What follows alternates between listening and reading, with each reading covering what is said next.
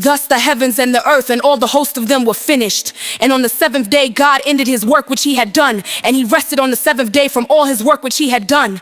Then God blessed the seventh day and sanctified it, because in it he rested from all his work which God had created and made.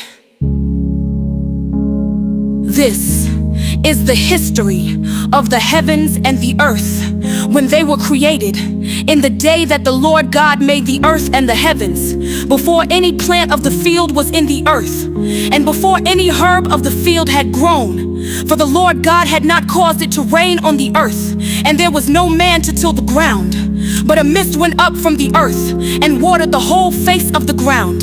And the Lord God formed man of the dust of the ground, and breathed into his nostrils the breath of life, and man became a living being.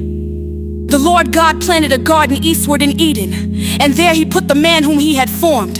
And out of the ground the Lord God made every tree grow that is pleasant to the sight and good for food. The tree of life was also in the midst of the garden, and the tree of the knowledge of good and evil.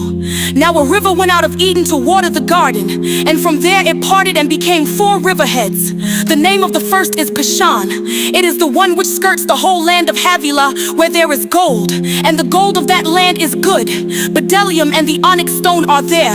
The name of the second river is Gihon. It is the one which goes around the whole land of Cush. The name of the third river is Hiddekel. It is the one which goes toward the east of Assyria. The fourth river is the Euphrates.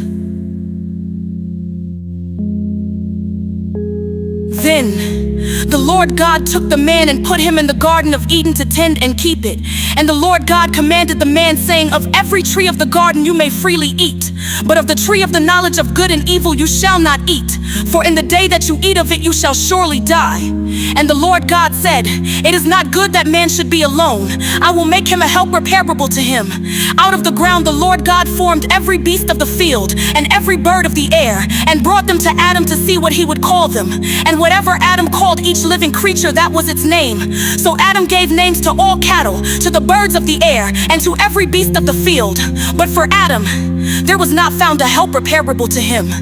And the Lord God caused a deep sleep to fall on Adam, and he slept. And he took one of his ribs and closed up the flesh in its place. Then the rib which the Lord God had taken from man, he made into a woman, and he brought her to the man. And Adam said, This is now bone of my bones, and flesh of my flesh.